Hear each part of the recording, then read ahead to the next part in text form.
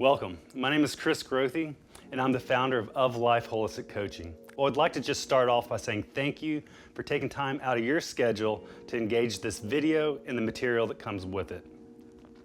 So, what I'm here to present to you on is how to increase your quality of life. I hope that's why you chose to join me here today. And that can mean a lot of different things. From my perspective, and where we're going to engage with today is going to be from the lens of a holistic view of health and well-being.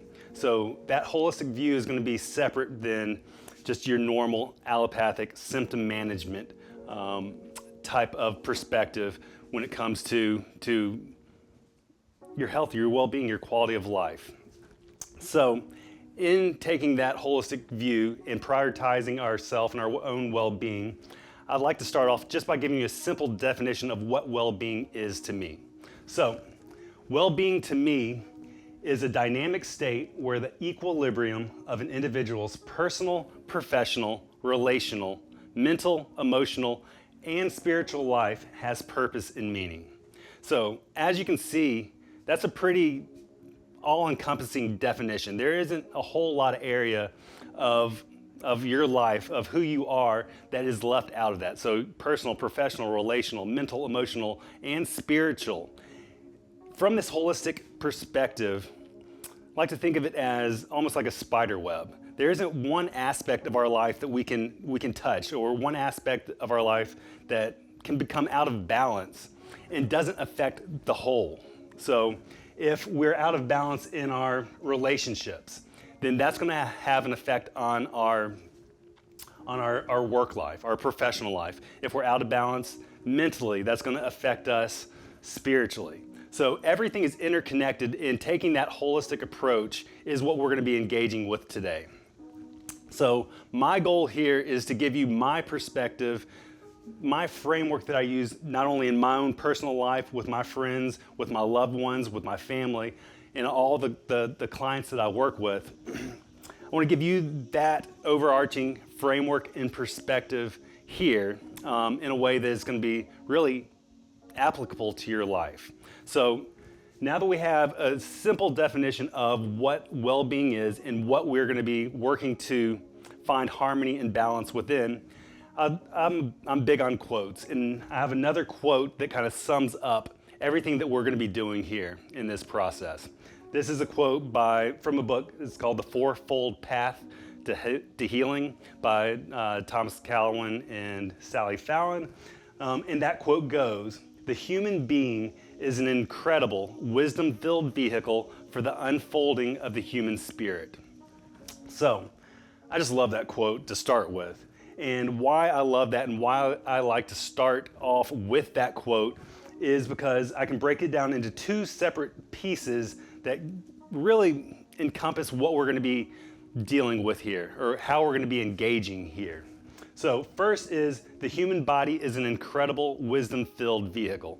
So personally, I could not agree with that statement anymore.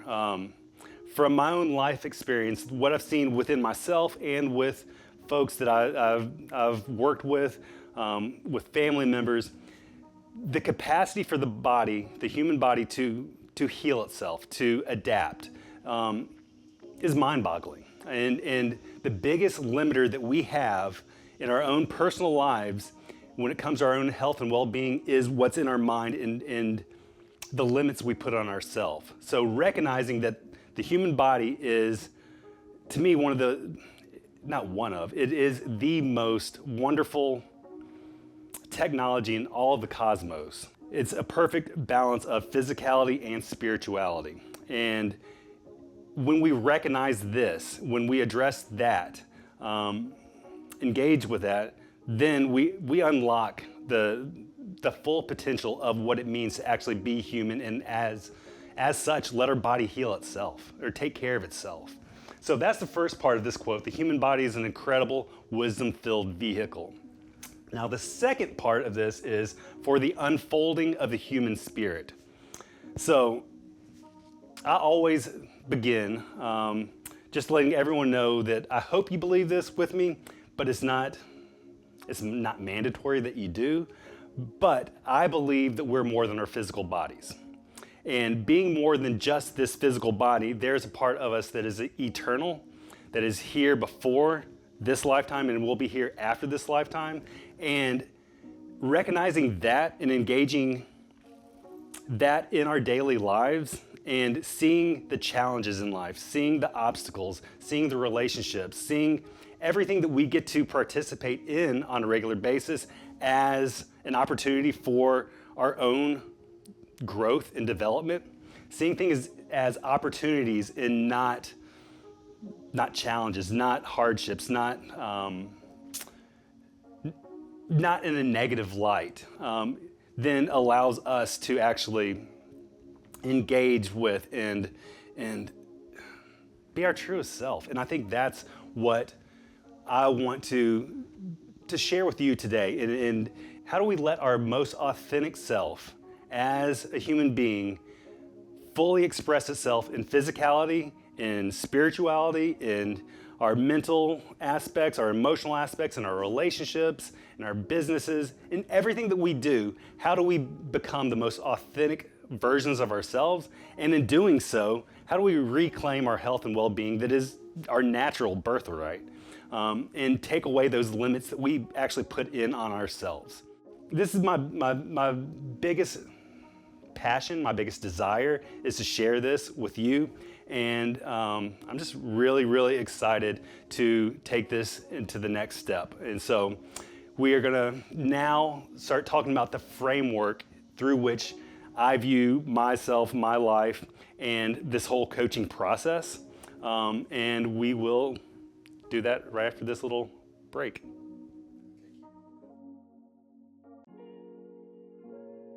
All right, so let's get into the good stuff. Now we are going to talk through the framework that I use with coaching. This is the framework that we're going to be using throughout all the material that comes along with this video. It's called the 1, 2, 3, 4 approach to well-being, and this was taught to me through the Czech Institute, which I cannot give enough credit to in my own process as a coach.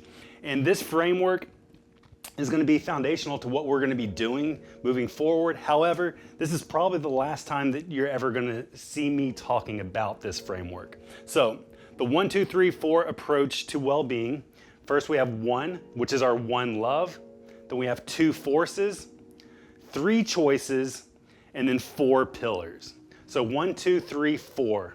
So we're going to start off with our 1 love. Our 1 love is our dream for ourselves, for our life, what we want to see both personally, what we want to see in our relationships, what we want to see our engagement with the world around us. So knowing our 1 love, knowing our dream is based off of our values, and it's the number one thing that we got to get clear on. If we're not clear on our dream, then everything else is going to be, we aren't going to be able to maintain everything else. So knowing our dream, knowing that 1 love is foundational for what we're about to engage in. After we get clear on our love and our dream, then we have 2 forces. So 2 forces, we can think of these as masculine, feminine, yin and yang. In everything, there's always polarity, there's always duality, and finding balance in between these 2 forces is our responsibility in life on a daily basis. So to me, what the 2 forces really represents is reducing stress. So as human beings, as biological creatures, our body's always trying to find homeostasis. Our body's always trying to find balance. So anything that pulls us out of balance, out of alignment with who we really are as a person, is what I would define as a stress. So if we're out of balance in our diet, or if we're out of balance in our relationships, and then we have to expend our own vitality, our own life force in trying to manage that stress and bring it back into balance, that's a stress in our life. And 2 forces is understanding that dynamic aspect of what life actually is, and that there is, polarity, there are dualities, but we need to find that balance point within ourselves in the choices that we make, in our own heart, in our thought process, that is going to give us the most energy, the most vitality within ourselves, and not bleed it out trying to manage all these other separate stressors in our life. So that's two forces. So we have our one love, two forces, then we have three choices. The three choices are simply the optimal choice, the suboptimal choice, and then the third choice is to actually just do nothing. So to start with, the optimal choice, pretty obvious. The optimal choice is going to be in alignment with our dream, with our values, with who we are as our most authentic self. So that's our first choice, is the optimal choice. Our second choice is a suboptimal choice. That doesn't necessarily mean it's a terrible, it's a terrible thing. It's not like we're, going out and robbing old ladies. This is just a choice that's out of alignment with who we are, with what our stated dream is, with what our values that we know to be are. So we do make suboptimal choices all the time, but just being aware of what those choices actually are and where they are in relationship to our values and our dream. Our third choice is to do nothing. And there are good times to do nothing. There's not so good times to do nothing. The right time to do nothing is if we find ourselves in, say, a heated argument with someone, a conflict. Being able to recognize that, to put a pause on it, step back, and do nothing is actually a really good thing to do. Or if we're getting pressured into making a decision that we're not ready to make, being able to pause, step back, and take time for ourselves and do nothing is actually a really good choice. However, on the flip side of that, there are going to be times when doing nothing is actually not a good thing. So apathy, indifference, those are usually not the correct choices to make if we want to live a life that's in alignment with our dreams. So apathy and indifference really don't get us where we have stated that we want to go. So those are our three choices: optimal choice, suboptimal choice, or to do nothing. And then our fourth thing is going to be our four pillars. So our four pillars are the kind of the foundation for everything else when it comes to our own health and well-being. We're going to go into a little bit more detail here on what the four pillars actually are, and I'm going to go explain those here. So our four pillars are going to be happiness, diet, quiet, and movement. And I'm going to take a moment and go through each one of these. Each one, again, has a duality. It has two sides of the same coin, and we're going to talk through each one of those. So happiness is the most foundational of the four pillars. Without this happiness piece, nothing else is going to be sustainable, all right? So happiness is us knowing what is happy making to us, what gives us purpose, what gives us motivation, what are our values, what's the dream that I have for my life. Knowing this is key, because if we are not in alignment with our values and our dream and our overall purpose that we know as uniquely ours, then again, nothing else that we try to improve when it comes to our diet or our quiet or our movement is going to be sustainable. We're going to white knuckle it for a little bit. We're going to get frustrated, get burnt out. Life's going to happen, and then we're going to fall away from what we're trying to do on that end. So getting clear on what is happy making for us and knowing what our values are and if we're in alignment with those values is key. And we're going to be going into a lot more depth on how to find our values throughout the entirety of this course. So number one on our pillars is that happiness piece. Our second pillar that we're going to address today is diet. So diet, obviously, we're first thing that comes to mind is nutrition, and that's a huge piece of it. So being able to take in the highest quality nutrition in ourselves is going to be really, really, really important to our overall health and well-being. So when it comes to diet, I like to keep it fairly simple and say quality, quantity and variety is what we're going to be really focusing on when it comes to the food, the hydration that we bring into ourselves. Quality being number one. And throughout this course, we're going to be talking way more on this, so I'm not going to go into a ton of detail on diet right now, but we will be covering that a lot. The other side, though, to diet is the energy that we bring into ourselves. The energy that we bring into ourselves on a daily basis from people, places, things, social media, movies, anything that is bringing an energy into ourselves is going to be considered diet. And we need to be really conscious of what we let into our lives, what we let into ourselves. And again, we're going to go into a lot more detail with all these in the material that follows. I'm just giving you a brief kind of overview here. So happiness, diet, then we have quiet next. Quiet, one side of the coin is going to be our sleep, our circadian rhythm, our sleep hygiene. Those are all key factors. Sleep is one of the most, or if not the most, anabolic, thing that we can do for ourselves, and giving ourselves the ability to rest and regenerate physically is crazy important. And again, we'll go into more detail on that, but the flip side of quiet is going to be our own spiritual practice. What we do, our own quiet time, our personal space, what do we do for ourselves to fill our own cup up? That is going to be addressed in this quiet piece. And it's just as equally, in my opinion, as important as all the rest, is taking that space for myself to do the things that fill my own cup up on a daily basis so I can engage, so you can engage with life to the fullest and not have a bunch of, tension built up inside of ourselves.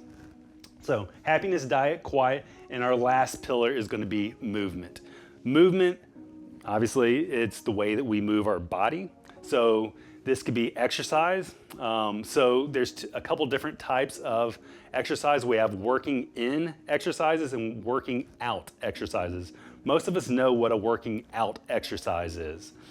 That's in a given period of time, we expend more energy doing an activity than we bring into ourselves. So at the end of that given period of time, it's a stress to the body, and we need a period of recovery afterwards. So that's a working out exercise. A working in exercise is in that same given period of time, we're actually bringing more energy into ourselves than we're expending. So this vitalizes us, this energizes us. So that's one aspect of movement. However, the flip side of movement is going to be our emotional state. So emotion, energy in motion, it's the way that our emotional state and the energies within ourselves move through our physical body, move through our being is addressed here in this movement piece. So the way that we move, so shall we be moved. Our emotional state, you can think about body language, body posture, what that actually says. You can see someone walking into a room and, you can tell right off the bat if they're in a good mood, if they're, happy, or if they're pissed off. Like you can feel that energy coming off of them through the way that they're expressing themselves physically. So that is just an easy example on how emotion and movement go back and forth and play together. So just to recap, the 1, 2, 3, 4 approach, we have 1 love, 2 forces, 3 choices, and 4 pillars. And those 4 pillars are going to be happiness, diet, quiet, and movement. These are all going to be points that we're going to be expanded upon as we move through this. But yeah, this will probably be the last time that we go through this framework.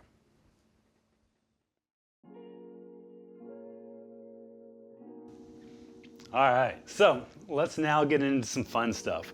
We're going to talk now about what it means to be an embodied human. This section is the constitution of a human being. What makes us a human? So, as you'll remember, to start with, I mentioned the fact that we are more than our physical bodies. There's an aspect of who we are that is eternal, that was here before this life, and that is going to continue to be here after this physical body is gone. So this graphic here depicts what it actually means to be a human. So there's a spirit aspect of who we are, and that's going to be the eternal part of our beingness. And then we have the physical body, which is, just like it sounds, our physical body.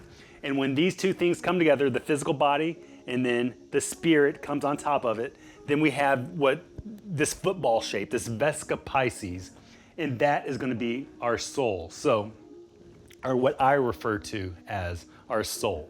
So we have the physical body, which is finite. It is here. It is also going to not be here at some given point in time. And then we have the spirit, which is eternal, that comes into that physical body and creates this experience of who we are. And the soul, by my conception and my definition for what we're going to be using here, is going to be that part of who we are that recognizes our internal reality and our thoughts, our feelings, our emotions, our perceptions, our awareness. It gives us the ability to engage with the world around us and engage with those around us and know ourselves to be uniquely us. So spirit, soul, and body is the basic constitution of what it means, or the basic constitution of being a human being itself. Now, we're going to take this model and then we're going to add on top of that an anthroposophical perspective. So anthroposophy is a framework that we're going to be using with this. And from their perspective, the human being is actually composed of 4 different bodies or 4 different spheres. So those 4 different spheres are going to be the physical body, the life force body, the emotional body, and the mental body. And just like we have the 4 pillars, these 4 spheres need to be in harmony. They need to be in balance. And when they're not in balance, then that pulls us out of alignment, and we have to use our own vitality to be able to pull that back into balance.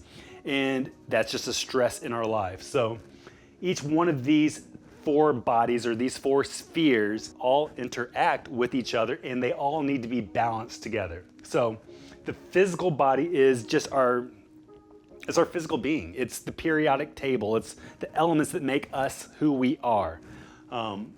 Easy enough. Next, one step up from that physical body is the life force body. The life force body animates the physical body. It gives us our aliveness. It used to be thought kind of woo-woo out there that, we have an aura around ourselves. However, we now know that, each cell in our body, each organ system produces its own electromagnetic frequency, and that frequency can now be imaged, and that is going to be our life force. That's our vitality. That's what animates the cells within ourselves, the tissues of the physical body, and gives us, our ability to be alive. So physical body, life force body. One step up from the life force body is the emotional body. The emotional body is just what it sounds like. It's our emotional state of being. It's related to the animal kingdom. It's the way that we react to what's around us: fear, anger, joy, excitement. All these emotional states of being that we experience within ourselves that are in relationship to the world around us is this emotional body. And then one step above that, we have the mental body. The mental body, this is our I-ness. This is what makes us uniquely human. So this mental body has the ability and the responsibility to keep the emotional body, the life force body, and the physical body all harmonized within itself. So each one of these 4 spheres, or 4 individual aspects of, or 4 bodies, again, make up the constitution of a human being. And now we're going to relate that back to this model here. So again, finite physical body, spirit, eternal comes together. We have our soul, our internal reality here. The physical body is going to be just that, this bottom sphere, the physical body, the periodic table, the elements.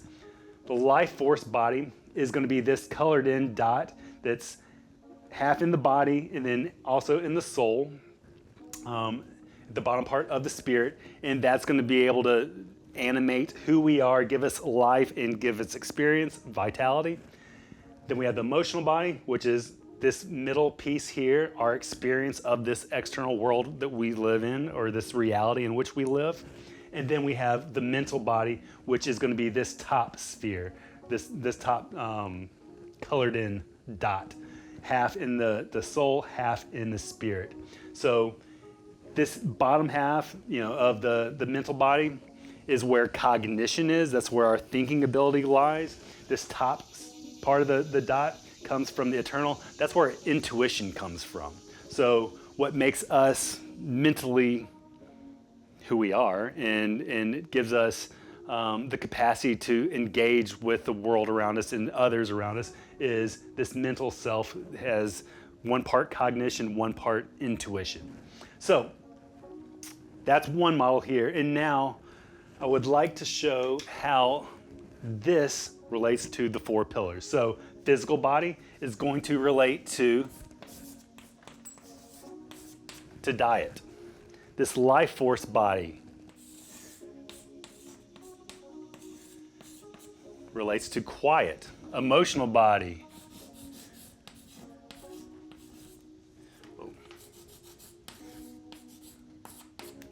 excuse my handwriting. And mental body is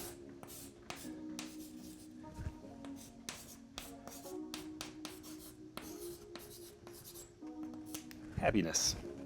So the physical body and diet go hand in hand. So what we bring into ourselves nutritionally, what we bring into ourselves for hydration, the energies that we bring into ourselves affect the physical body. Quiet and life force go hand in hand. So our sleep, our quality of sleep, but not only that, our alone time, the way that we make space for ourselves to bring energy into ourselves by doing the things that we love, is this quiet in life force. It gives us our vitality.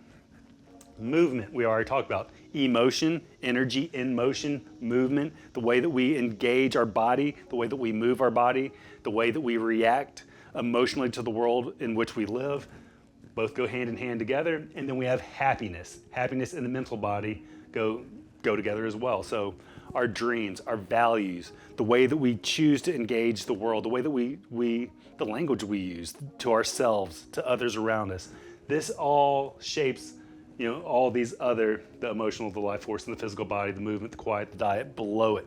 So this framework here is how I like to depict being, what it means to be a fully embodied human. And if any one of these areas is out of balance, it's going to throw off the whole. So I hope this is This helps in visualizing and conceptualizing what it means to be human. And now we're going to take this one step further and add on to this graphic here of something that's actually going to be a little bit more practical. We might be saying, hey, yeah, this is great. This is good knowledge to have, but how do I use it? How do I actually apply this in my own life? What we're going to be talking about next is fulfillment. And the way that I see fulfillment is being what we're all really, really searching for. And to truly find fulfillment, we need to have a general idea, general concept of what it actually means to be human. So stick with me. We're going to now dive into fulfillment. All right, so now let's get into a more applicable side of the discussion that we're having on health and well-being. We're going to now be talking about fulfillment. And fulfillment is what I believe every human being is truly searching for. So we have here a framework for finding fulfillment.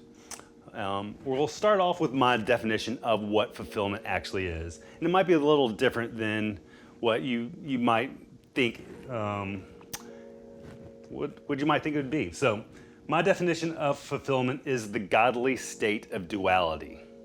All right, so fulfillment is the godly state of duality. And if we think back to the constitution of a human being, this might make a little bit more sense, or I really hope it makes a lot more sense. So remember, the human being is comprised of a spirit, a soul, and a body. We have this first top sphere, the eternal side of who we are, and that's our spirit. And then we have this body, this bottom sphere, and when they come together, we have the soul.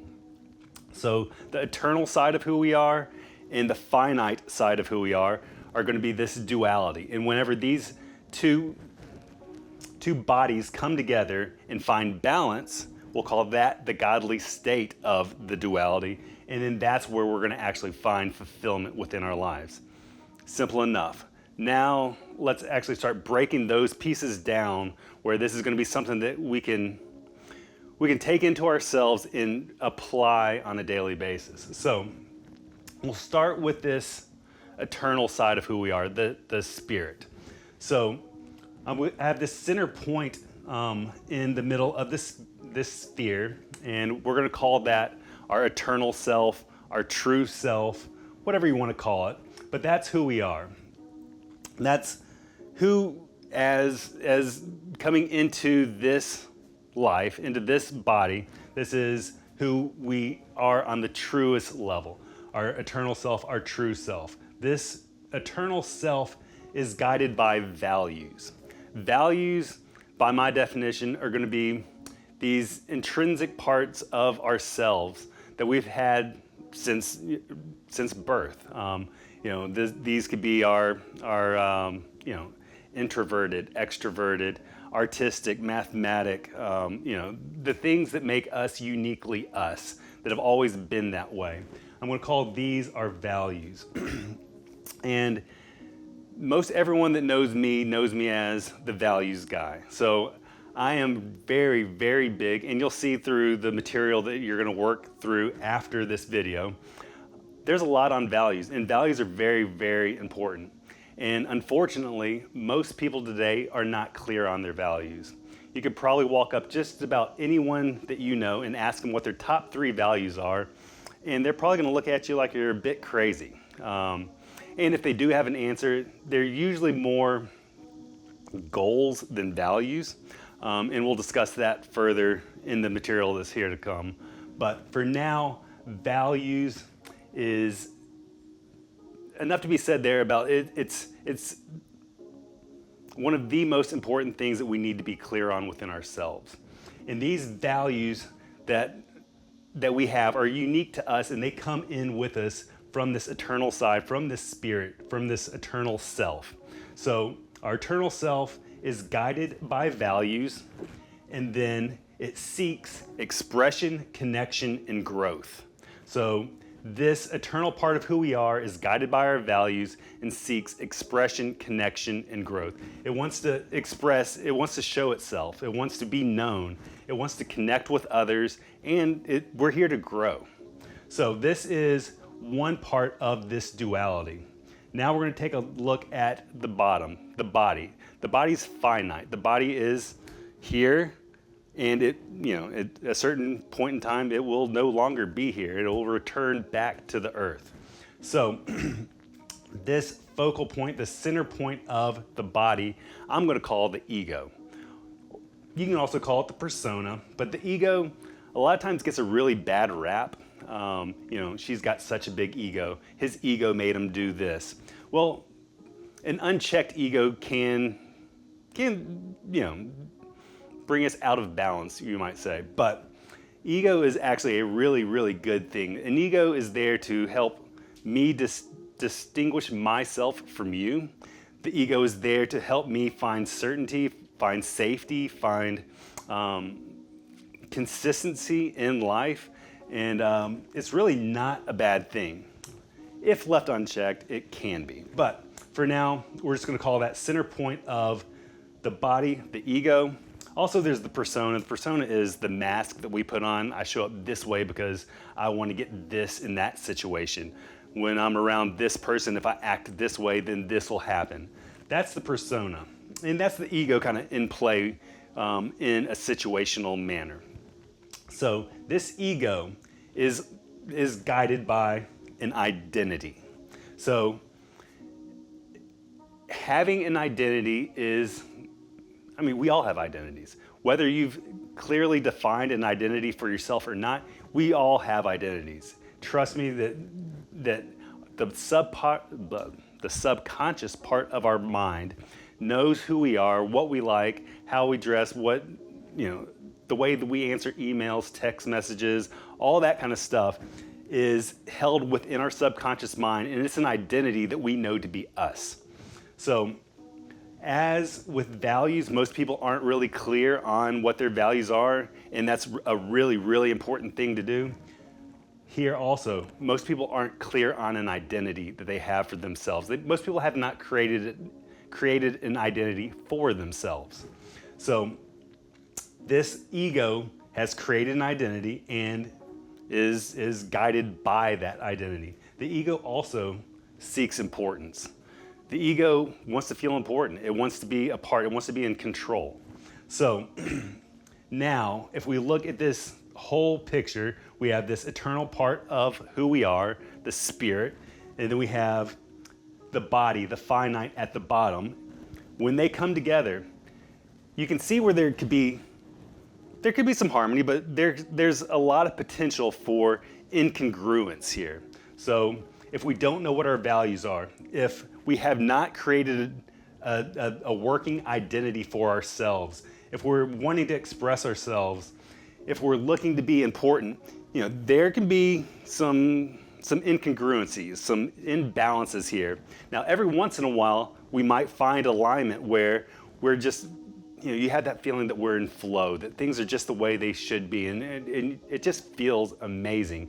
And then, before you know it, whoop, right out of balance again.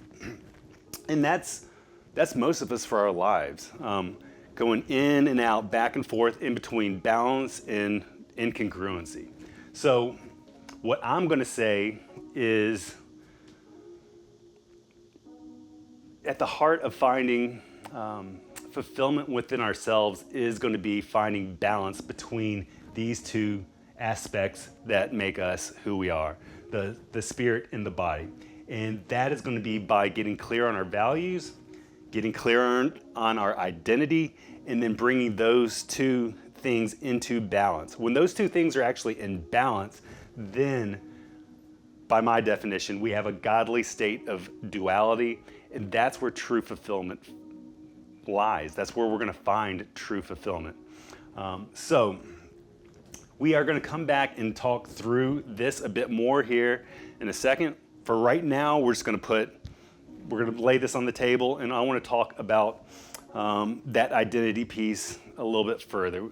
So in that, we're going to move into archetypes. If you're not familiar with archetypes, in the material that follows, we will be going pretty in depth with archetypes, both collectively and personally. But for now, I want to talk about our own personal archetypes. Each one of us individually has our own personal archetype. That archetype is held in our subconscious mind. That personal archetype lives our life for us. That personal archetype informs us on the way that we feel about any given situation, the way that we engage with and interact with the world around us. So what we're going to be doing next is a little archetypal exercise that's going to give us a snapshot of our subconscious perception of who we are and that identity piece that we knowingly or unknowingly step into on a daily basis. So let's dive into that. All right, so now we are going to get into a more hands-on piece of our discussion here. We're going to be doing an archetypical exercise called the old way of being, new way of being. And what we're going to be doing here is actually getting a snapshot of your own personal archetype from the view of your subconscious mind. And being subconscious, that is a part of ourselves that we rarely have access to. This subconscious part of our mind holds the routines, the rituals that we we do on a daily basis that we know to be ourselves, the way we tie our shoes, the way we dress, the music we like, the things that really annoy us, the things that we do to soothe and take care of ourselves. These are all things that we don't really think about, but we recognize as being ourselves, and these are held in our subconscious mind. And that subconscious mind is pretty hard to get in touch with, or to manipulate's the wrong word, but to influence. So there's a few ways that we can do that. Hypnosis, EMDR, brain spotting. You can do through repetition, like affirmations. However, what we're going to be able to do through this exercise is take a snapshot. And from that snapshot, we're going to be able to give our ego, our ego really, something that it can hold on to. So that all being said, I want to start off by doing a little exercise with you. So in your chair right now, I would like you to sit like a king or a queen. All right? So just sit in your chair or wherever you're at like a king or a queen. Now, in that posture, ask for a cup of tea. How would a king or a queen ask for a cup of tea? Very good. So now, sit in your chair like a villain. How would a villain sit? No one's watching. Just fully engage with this. How would a villain sit in a chair? Now, how would that same villain ask for a cup of tea? All right, so what we've done now is just made given a good example of what archetypes actually are. A king, a queen, a villain, these are all archetypes. I did not have to tell you how to sit like a king or a queen. You knew, sit with a tall spine, a neutral spine, shoulders back, chin up, speak with authority, benevolence. Or a villain, crooked spine, scowl on your face, lean forward, really aggressive, assertive, demanding. All those things we know without even having to ask ourselves or to clearly define. And we could probably write a paragraph on each and every one of these if we'd like. All right, so let's get into the exercise itself. I hope you have a pen or pencil and some paper ready. So we are going to be doing the old way of being, new way of being exercise. And if you take a moment and draw this on the top of your paper, maybe turn that paper lengthwise so we have me in the center, old way of being on the left, new way of being on the right. Underneath our old way of being, we have a positive column, a negative column, and on this new way of being, we only have a positive. So we're going to start with our old way of being. Our old way of being is going to be from birth, from the earliest memory that you have up until this moment right now where you're watching this video. So every part of who you know yourself to be from this moment to, from back when you're first born is going to be this old way of being. And what I would like you to do now is just take a moment and we're going to start working on this positive column here. I would like you to start thinking through and writing down positive attributes that you can think of yourself in this column. Kind, generous, strong, caring, compassionate, hardworking, loyal. These are all going to be positive attributes that I would like you to add to this column. We'll take a moment here, pause, and then whenever you're ready, restart and we can resume.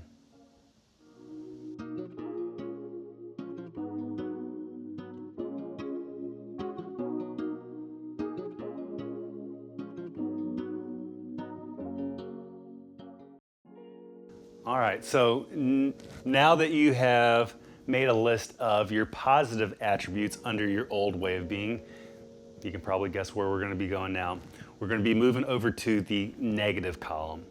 And just like we did on the positive, I would like you to make a list of negative attributes that you could use to describe yourself from today all the way back through childhood to your earliest memories. So we'll start populating this column. Selfish, judgmental, lazy, pessimistic,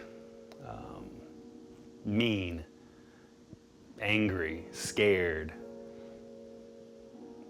Did I say judgmental? Judgmental is always a good one. Yeah, take a moment here and we will come right back.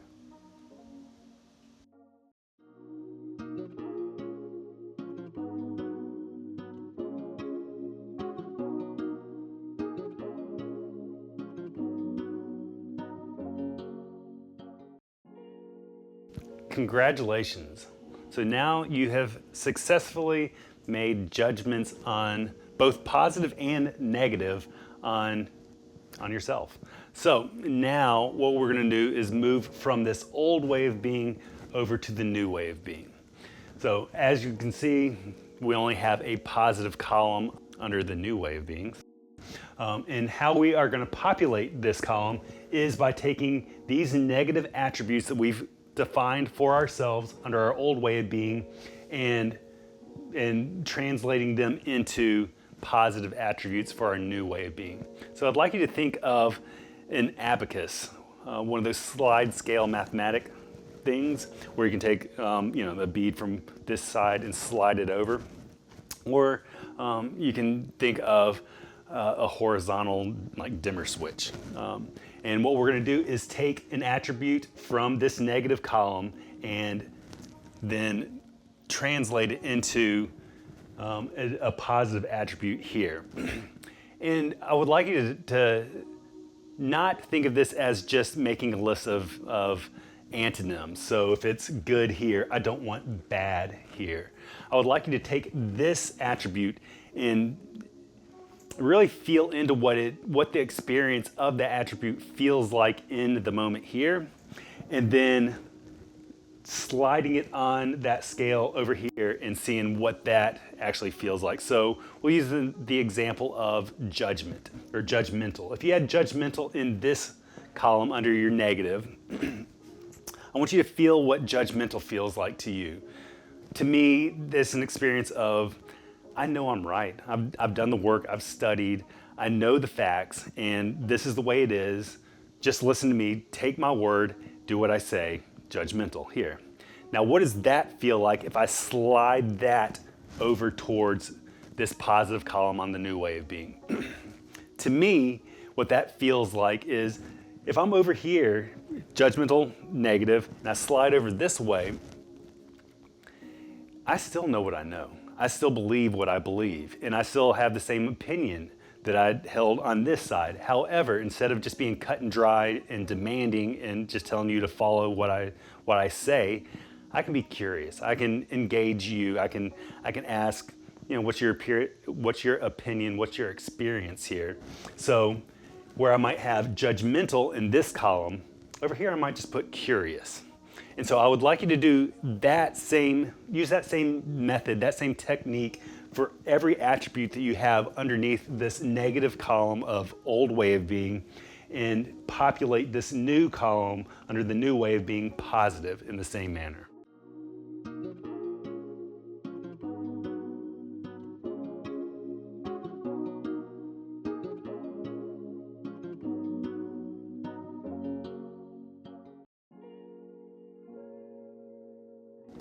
All right, so now that we're back and we have populated both our old way of being and our new way of being, this next step that we're going to take in this exercise is going to take a little bit of ego maturity. So I know that you made these judgments on yourself. So I'd like you to imagine that you're about to go on a truck ride, a 6-hour truck ride in the summer. It's an old truck. There's not a radio, and the AC really does not work that well. So you probably have the windows rolled down a bit. Now, you're gonna be on this truck ride with either a guy named Dylan or a lady named Peyton. So Dylan or Peyton, they're both from Australia. They both have kind of a different accent. And the only thing that you know about either Dylan or Peyton are the attributes listed in both columns of your old way of being. What I would like you to do now is make a snap judgment on Dylan or on Peyton. Dylan is a what? Peyton is what? Again, just looking at the attributes on both of these columns, I would like you to make a snap judgment. It's childish, as just, it could be funny, but it needs to be either, it can't be neutral. It needs to either be a negative judgment or, a positive extreme judgment. But negative will probably be better for the exercise that we're about to do. So, snap judgment on either Dylan or on Peyton. Now that you have that, we're going to move over to this new way of being. You're going to use the same scenario. This time, you're going to be in a car with Matt or Sarah. If you're a guy, you'll be in the car with Matt. Ladies, you'll be driving with this girl named Sarah. Both Matt and Sarah are going to be from England, and the only thing that you know about Matt or Sarah are the attributes listed in this positive column of your new way of being. And just like we did with the old way of being, I'd like you to make a snap judgment on either Matt or Sarah. Matt is what? Sarah is a what? So, take a moment. Again, just whatever first comes to mind, whatever first comes to your heart, write that down. And for both of these, for your judgment on Matt or Sarah, you can either write that up top, you can write it down at the bottom of your page, same here, top, bottom, whatever it is with Dylan Peyton. So now that you have a judgment for both this old way of being and a new way of being. So what we've actually done with this old way of being is made a judgment on a judgment. So just like in mathematics, a negative times a negative equals a positive. This is a way that we're able to get a snapshot of our own subconscious mind. So this is a snapshot of our own personal archetype currently. So whatever attribute that you have here under this old way of being, what I would like you to do now is write your name afterwards. So now you have whatever attribute and then your name under the old way of being. And now for this same thing on the new way of being side, whatever attribute or whatever judgment you gave to this new way of being, I would like to write your name after that. And now that's your new way of being. So what we've really done here is identified our own personal archetype, old way of being, and created a new personal archetype for our new way of being. Now, just because we have this new way of being does not mean that we're doing away with all this old way. So what I would like you to do now with your sheet of paper is draw a single line through all these attributes under the negative column. This is just more for us mentally. Our brain just will hold on to this fact a little bit better. If we physically draw a line through, this does not mean that we're never going to have any of these arise. These are going to come up within ourselves. However, we know that this is not in alignment with who we want to be. However, all these attributes that are on the positive column of this old way of being, we still have those attributes. We still are those qualities. We also just have these as well. So what I would like you to do now with both of these positive columns is take a sheet of paper, maybe fold it in half. At the top of that sheet of paper, I would like you to write your new way of being name, the identity for your new way of being. That might be, I'll use myself as an example. Rad Chris is my new way of being. And what I would like you to do, this is my calendar, I go everywhere with it. And in that, I bring this everywhere with it. On a sheet of paper, I would like you to write your new way of being name at the top, and then list all the positive attributes on the side or beneath it. Now, once you have this list, I want you to keep it somewhere that you don't necessarily have to look at it all the time, but somewhere where you know that it's always going to be there. And this is just going to be a reminder. You don't have to go and read through it. However, this new way of being name, whenever we think about it, whenever we bring it up within ourselves, just like you knew how to sit like a king or sit like a queen, you're going to know how to act like your new way of being. I will know how to act like Rad Chris whenever I think about Rad Chris. And so that's what I would like to offer you to do for the next 2 weeks, is to really engage this new way of being. If you're familiar with method acting is, once an actor gets a role, they are fully in that role, both on set, off set, behind the scenes, all of it. My favorite example would be Joaquin Phoenix. Joaquin Phoenix being Johnny Cash. So once he got that role, on set, off set, with family, with friends, with co-workers, he was Johnny Cash. He knew everything about Johnny Cash. What was going on when Johnny was a child? What was going on, throughout his 20s and 30s? He totally knew who Johnny was and acted like that in any and every situation. At a restaurant, he ordered his food the same way he knew Johnny Cash would. It was his identity. He shifted his identity for the whole time that he was making that movie. And I want you to do that same sort of thing, that same method acting with your new way of being. This is going to be the most important role of your life. So over the next 2 weeks, in any and all situations, I want you to ask yourself, what would, quote unquote, Rad Chris do here? How would Rad Chris grocery shop? How would Rad Chris respond to this email?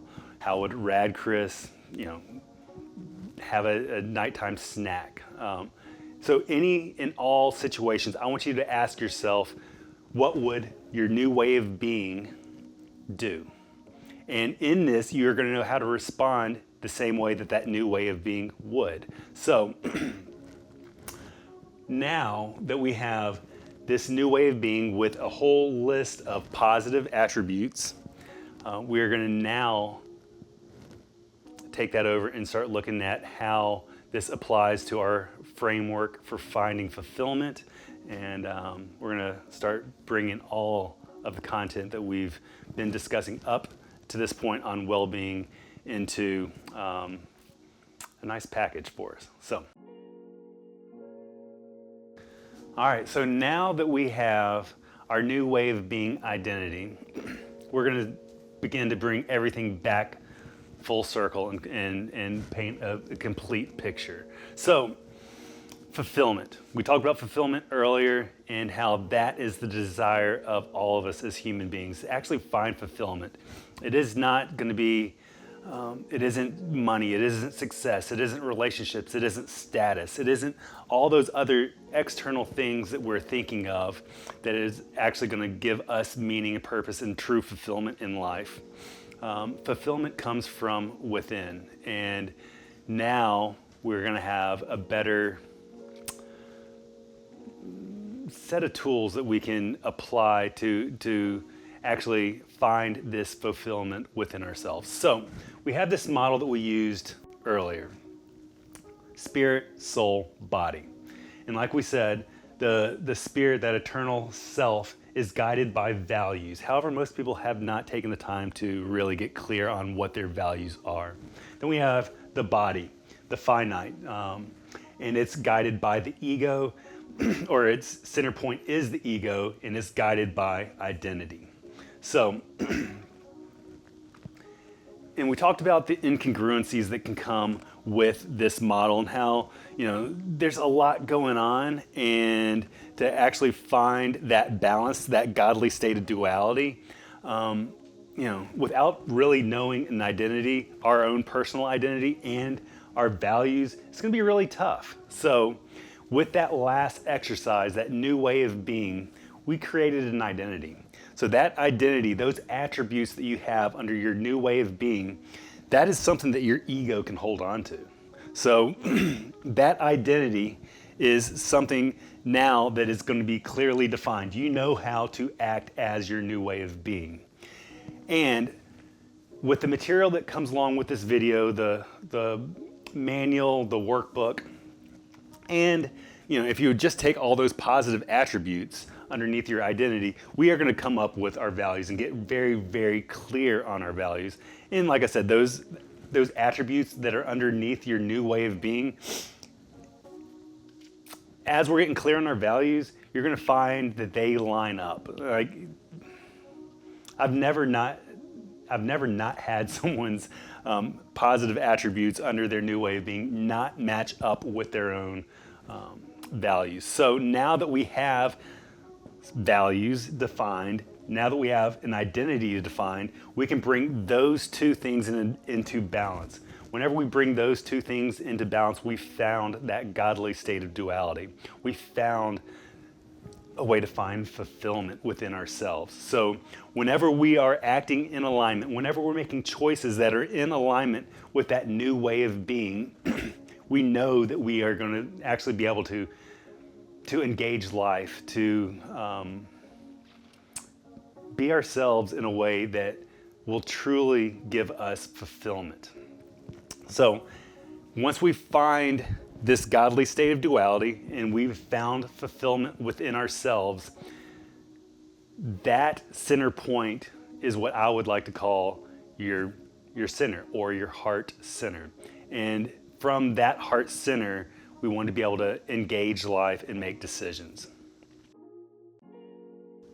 So now that we've defined what fulfillment is and how we find that state of balanced being within ourselves, we're going to take that one step further. So that balanced state that gives us a sense of gratitude, of peace, I would like to call that our heart center. So being centered within ourselves, that is when we have our values in alignment with our identity.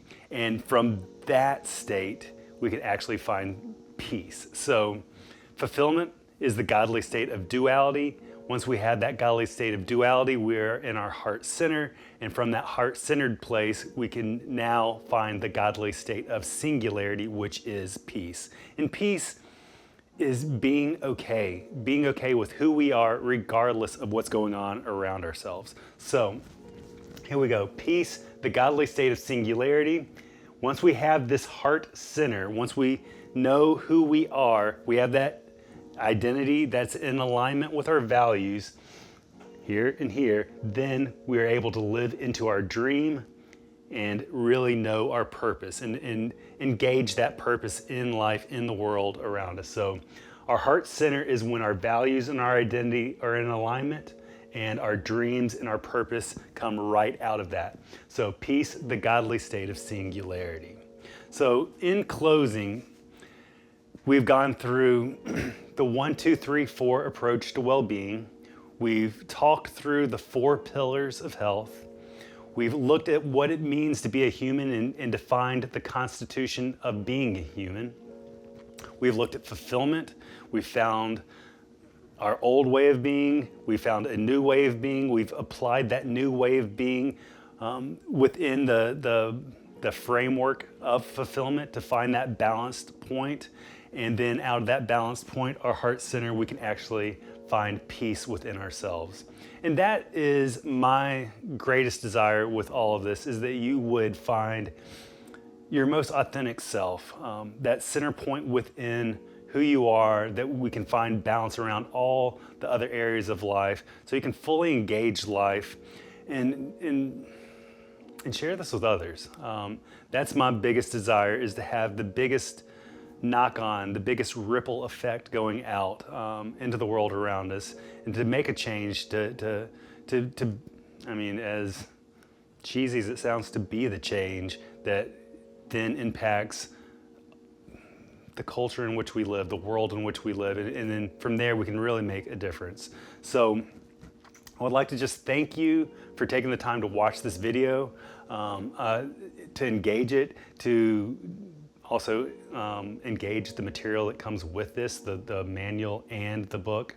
If you have any questions, if you would like to just have a dialogue, please reach out to me, through my website, through Instagram, through Facebook, however you can find me, email. I would love to talk more and to go into more depth with you on any one of these topics. And from the bottom of my heart, from my most authentic self, I just want to just express my gratitude to you, for you, and have a wonderful day, and live it forward.